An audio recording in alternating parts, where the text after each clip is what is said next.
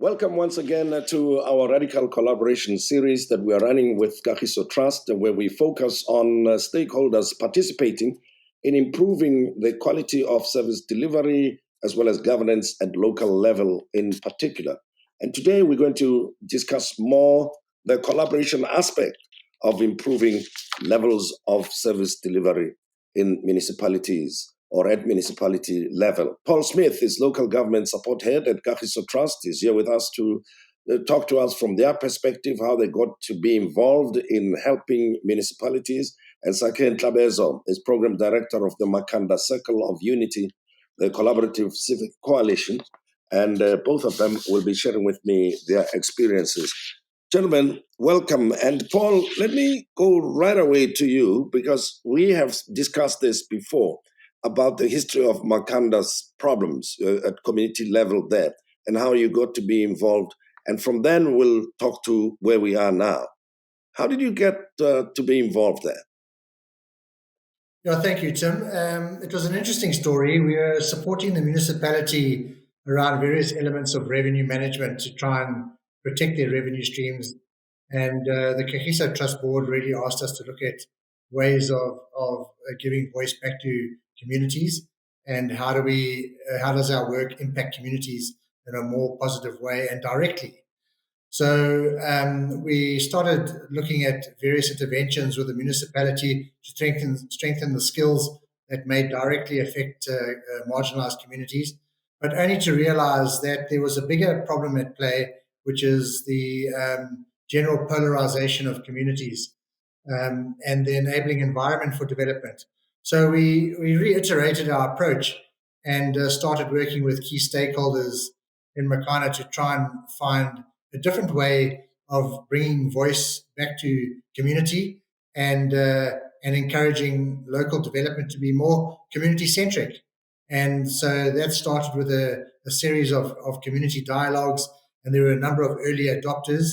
And the early adopters started meeting more frequently and decided on a way forward, which really led to the formation of the Makana Circle of Unity.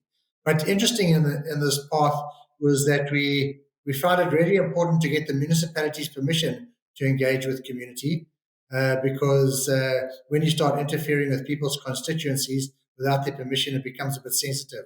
So the municipality gave us full permission to engage their communities, and here we are now with a reasonable civic coalition that's starting to engage the municipality in a more meaningful way. But it wasn't as smooth sailing as all that, I would like to believe, Paul. Much as Sake, you must respond to this question. In a sense that I can imagine the sensitivities of the local political actors, the local political parties, and so on, who would be thinking, what is Paul and others, what are they trying to do here, muscling in on our territory?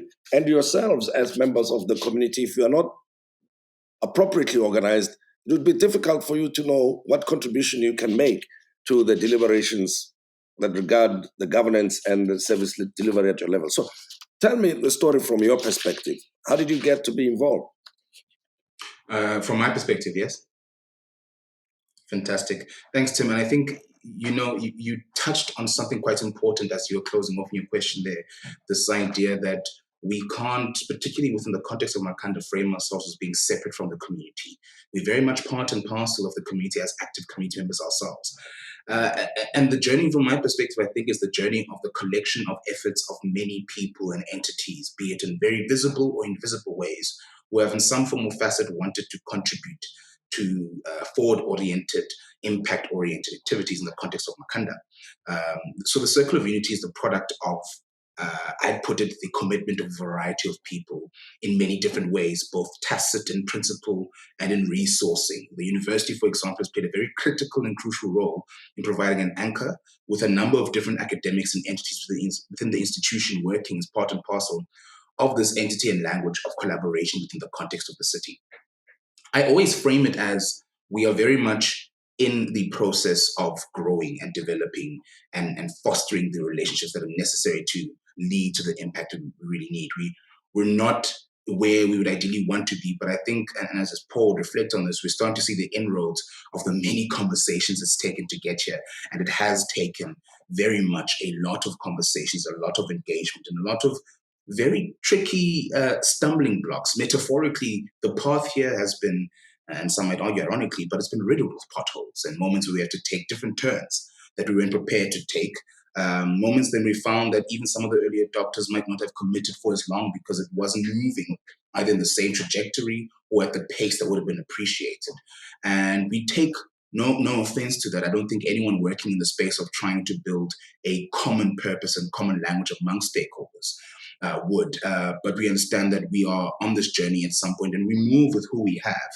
At some point, we encounter each other further on as we grow and develop and create and foster this language of collaboration in the context of the city. What's really very important is as we're trying to encourage different entities and state bodies, including the municipality, to form part of this venture and create pathways to work with partners in the city, we want to render quite explicit the individual gains of the partner institutions and what they're doing. Forming part of a collaborative entity is not to render your individual development or your work null and void. If anything, it creates space for us to collectively celebrate that work, and particularly for what it contributes to the growth of the city. And when you look at the journey from that angle, it becomes a very tricky, turning journey, but it's been absolutely worthwhile in terms of slowly building a base that supports the overall vision. And elsewhere in the country, we've seen the emergence of coalitions and coalitions of different political parties. And the context of the situation in Makanda is somewhat different here, Paul. Can you tell me what is different here with this civic coalition? And why was it important that you structure it in the way that it is structured now? Tim, yeah, so I suppose collaboration and coalition go hand in hand. And I suppose coalition really is dependent on the purpose of parties getting together for a common purpose. And in Makana, it was quite important that on the onset of the Makana Circle of Unity, that they drafted a constitution. And the constitution was very clear that it was going to adopt a distributive leadership model, which allowed many people to play a role in an area of interest without necessarily being a leader in the community. But it also was going to be apolitical, and it was going to work with the municipality and not against the municipality. And I think these are fundamental elements of a civic coalition that's going to support local development. And this really differentiated the Makana Circle of Unity from the type of litigation that was taking place at the time. So people could actually find themselves both litigating and playing a role in the development process. And so when setting up coalitions, be very conscious of the purpose of that coalition. The wrong purpose can lead to a very disruptive environment. So so we're very comfortable that everybody that participates in the civic coalition, and remember that stakeholder collaboration includes the municipality. They are a stakeholder. And so the purpose of getting together is very important to the outcome that can be expected. Sake, tell me more about the NGO that you established and how it functions, because I can imagine, different disparate interest groups can come together, each one of them articulating their aspirations that may be in conflict with the other party's interest, right? And then you end up fighting without being the main political players there, not being a political party. So how did you manage to bring your interests together and win the confidence of those who are politically in charge of the municipality there? Yeah, thank you very much, Tim. And I think it's a story, again, like I was saying earlier, that needs to be told in honor of the various persons that were around to help contribute to the formation. Prior to the final setup of the Makana Circle of Unity, there were two big stakeholder conversations that were called in the city of Makanda, very much also anchored by the different key stakeholders. Paul, I think, was part of them at the time. The vice chancellor of the university was very much at the core of it. And the conclusion of them was that, well, listen, we need to form this entity, and different stakeholders offered different elements of contributions to it. So, for example, the university said, well, we will fund the appointment of someone to help manage this project. We are committed on that level. Kagiso Trust has become a consistent partner to help say, we'll elevate the projects you're doing where possible, will either contribute or help build something into the work of the Circle of Unity, and other stakeholders have done so in different ways. Now, that journey has gone through a variety of iterations over the years and has really come to become a structure where we create what I like to think of as a language of working together. This is quite important in a politically contentious space like Makana and Makanda is.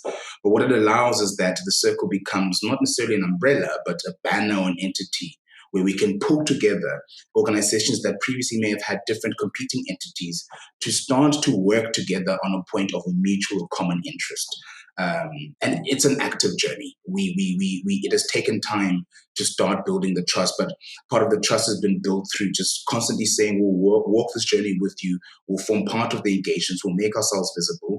And I think there's still much more that needs to be done. But what's exciting to reflect on now is that we're watching a growing group of some older institutions, some existing institutions, who are expressing interest in forming part of this joint collaborative entity. And I think that's the first offshoots or green shoots, so to speak, that show that the work we're trying to do in the context of the city is slowly moving forward. That is included in the fact that we're able to start building an engagement with the municipality and engage with different partners and persons within the institution with the common aim and common purpose being, how can we start to work together towards building something good in the city? One of our biggest areas of success thus far and growth has been in the education sector, which is such a profoundly important part of the Makanda economy, wherein we've worked with a very strong education cluster that includes principals from no-fee paying schools, public schools, education NGOs, private schools, who sit together around a table and reflect on some of the tricky problems of the education sector of the city. And in different ways, some big, some small, pledge not only support and endorsement, but also offer of themselves to building a collectively shared and owned education sector.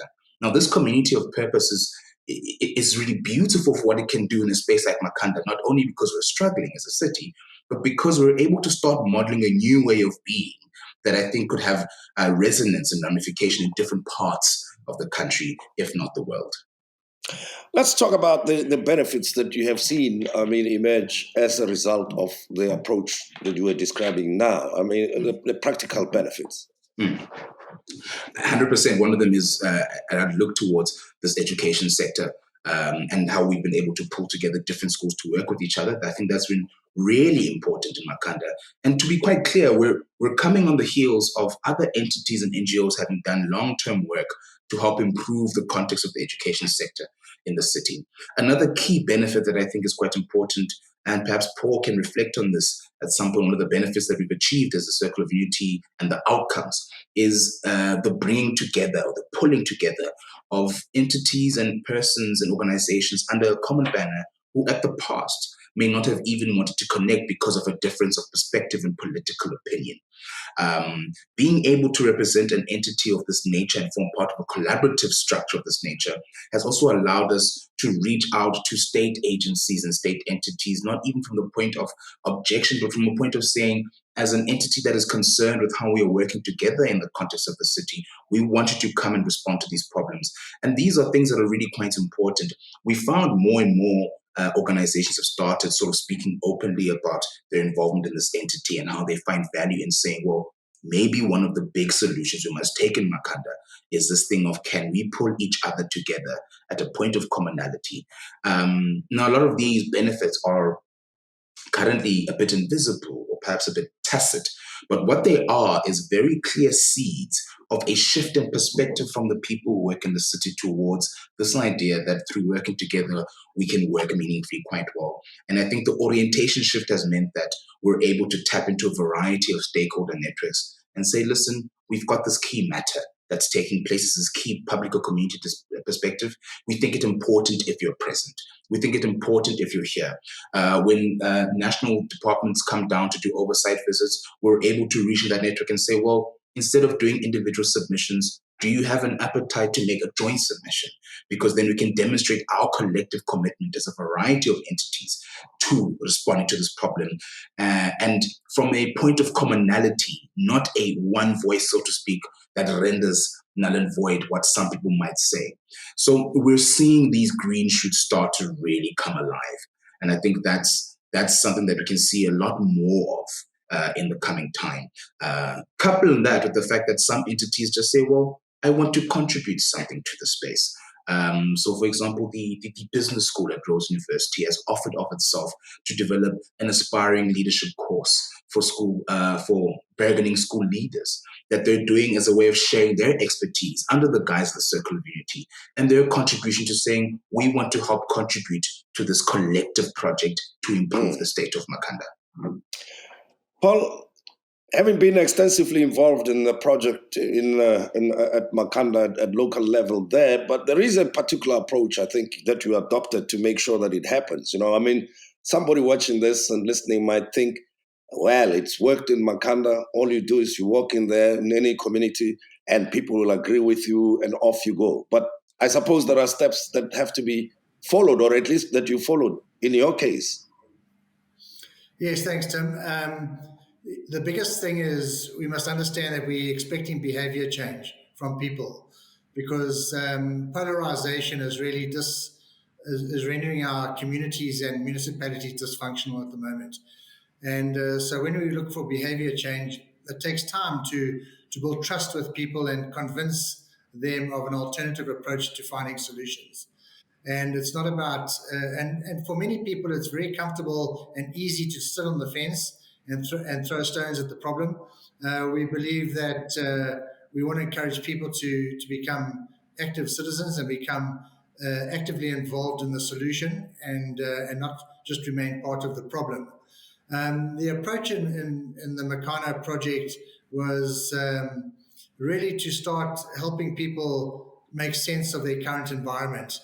Civil society, when we first got there, described themselves as a circular firing squad. People wanted change, couldn't agree on what change, and couldn't agree on how to get that change, how to achieve it. And so there were many insular activities taking place, and none of which really made a fundamental difference to the way the town functions. And so people started buying into. So as people delve deeper into issues, to make more sense of them, they're able to see the wood for the trees and realize that there needs a transition from individuals from an egocentric perspective to a system-centric perspective so that they make decisions in the interest of the whole community. Once this has been achieved, it's really important to structure and organize civil society in a way that enables them to collaborate meaningfully. And that's what the Makana Circle is currently in the process of trying to do. And that means people have to come together, elect people that may represent them, and start engaging the municipality and building trust with the municipality, because trust in this whole process is really important. The second component is the municipality. How does the community collaborate with a municipality that's dysfunctional? To be a reasonable collaboration partner, you have to have a certain level of functionality to be respected and taken seriously by community. So a lot of our work is around the municipality. How do we engage the councillors and the senior management team? How do we build leadership and encourage people to become open and vulnerable to engaging community? And in the case of Makana, this is starting to take place. We see stakeholder forums where the council is standing up and say, there's no more us and them, we're happy to engage, and starting to move into more concrete engagement processes. And on the other hand, from community side of things, there was an article in the Herald last week by the chair of the MCU, really calling out another colleague in the media for unbalanced reporting, because all they did was report on the negative issues associated with the town, and they wanted them to also report on the role that communities playing in collaboration with the council to improve the situation. And so those small attitude and position changes of people in power and in authority and those who influence others is fundamental. And then the last really important component is how do you mobilize these stakeholders to implement the type of change that community desires. And I think this is where the real challenge comes in. And this may be a real opportunity for an NGO like the Makana Circle of Unity that has a strong governance structure that it can attract philanthropy or other funding to implement projects that are meaningful community. And one, for example, which Saki may have mentioned while I lost signal, was the collaboration to attract government funding and employ unemployed youth in the town to both clean up the town, fix potholes, and do a number of other projects. This means 1,700 odd people get employment. This is the benefit of collaboration, where people really find common purpose and are committed to common change that's desired by the greater community. So that's really the approach. It's a four-pronged approach, and we believe that it's scalable because it's not issues based. Every town in South Africa has problems, and I think this model enables people to come together, because when you get good heads around the table, 1 and 1 equals 3. It's exponential quality of thinking and creativity, because our complex problems that we have require complex solutions. Sure, thanks very much, Paul. And Sakhe, let's talk about Makana Circle of Unity. And I'm wondering if the same can be replicated elsewhere, given its unique features. And of course, as much as we're talking service delivery here and governance and all of the great outcomes that we've just mentioned, yourself and Paul, in the political space, there's always competition, right? Somebody might say, I've got a party here, I want to be elected councillor. Why should I give up the opportunity to be the influential individual or organization in this particular community? So if you allow outsiders to come in, then they take over your responsibility. So can it be replicated elsewhere on the basis or on the back of your experience? I believe so, Tim. I think it boils down to what the core element of it is. And this is why I'd like to call the work the synthesis of it is creating a language of working together more than anything. Now, what this means is that what is at the driving heart of this entity and this NGO, as it is in Makanda, is the idea that we can sit around a table as a collective on a non-partisan basis, on an apolitical basis, and reflect on matters of common and shared interest in our context together, and then find ways where we could mutually work with each other to respond to those issues. If that is the core, the scaffolding of it, that can be replicated. What it does require, though, is committed people who are willing to invest on what will be, at times, a long journey, because as Paul highlighted at the start, you're also working to respond to people's own perspectives and the long-term ideas they've had of what change looks like. And ultimately, one of the trickiest elements, which is also the most beautiful element because of what it produces, is that the biggest investment you could put into a project of this nature or setting up structures of a similar entity is time. If you're willing to invest the time into building those relationships, building the trust, I can guarantee that in time you'll see the outcome of them, because then there's more willingness to say, well, I've got something I can put towards this. I've seen the investment and the commonality of interest. I've seen that you are just as committed to change as I am. So let me give my piece in the same realm of this shared common interest. And I think that's the real thing that becomes appeal. It's less a partisan image. It's less an entity image. It's less even a collective name or identity. It's finding ways of responding to a commonality and shared purpose in ways that we can all play a meaningful role in it. It may take a long time, and I must admit that much. It can take a long time, and at times feel quite lonely. But if you commit to working with it and working on it with the ones who want to walk the journey with you, there is something meaningful that can emerge regardless of the context. Well, I'm learning a lot from this engagement with yourselves. But as we conclude our discussion, I'd like to hear, Paul, starting with you, briefly tell me, at an individual level, is there much that you can do, or do you need to come to the party as a member of an entity or a group of people in order to make any meaningful contribution to a setup such as the Makana Circle of Unity? Yeah, I just wanted to add one comment to Sakhe's comment.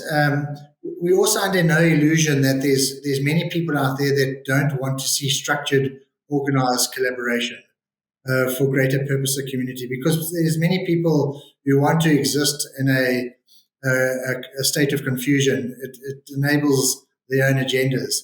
So we under no illusion that we're going to have to walk the path and maybe kiss many frogs before we find the prince. And I think these types of solutions only work for those who are ready to adopt. But I think in every community there are people that are ready to adopt, and the individual contribution starts with active citizenry and getting involved. And I think this can start with turning out at voting polls, etc. And then the minute you get a few people with the urge to get involved in improving their community, the better for all, because that positive momentum will grow in time.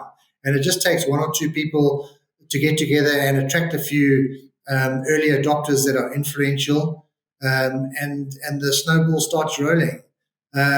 We've just got involved in setting up a group of people called the Town Action Network.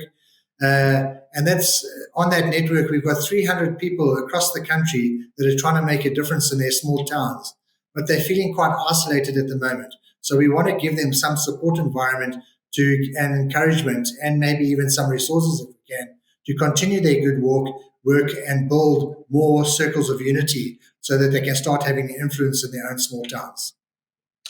All right, Sakhe, as we conclude, tell me, individuals can play a role here on the back of what you've just said. And I'm speaking, typically many individuals in the communities in the country think our problems are too huge for an individual to be concerned with. So we sit on the sidelines and wait for somebody to make stuff happen, or we just come out on voting day, participate, and then walk away and hope that problems will somehow resolve themselves. Individuals can play a meaningful role here in a circle of unity like you have in Makanda. I 100% believe so, Tim.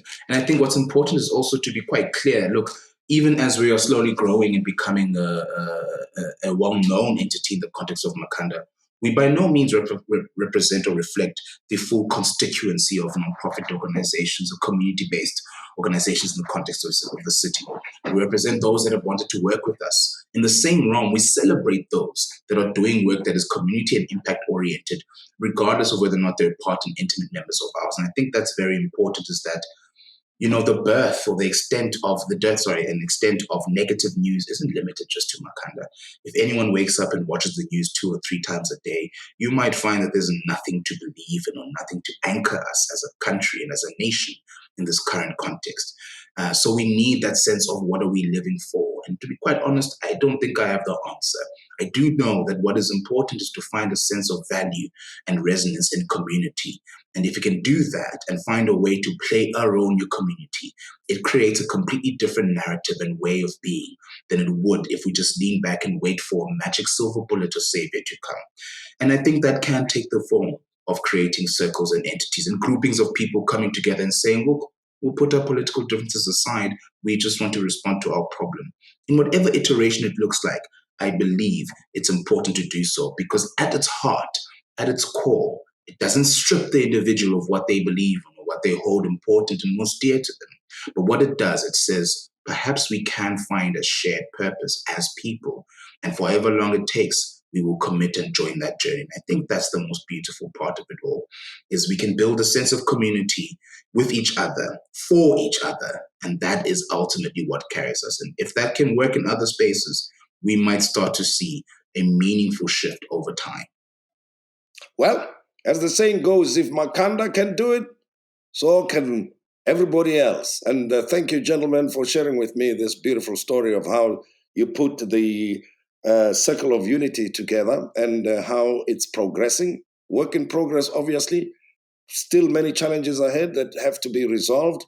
But in the meantime, let's not just sit on the sidelines. Let's learn from you and see what we can do to improve situations in Madibeng, in Hammanskraal, in Lekwa, elsewhere in the country. Paul, thank you very much. And Sakhe, thanks again for having been part of this discussion. Appreciate it.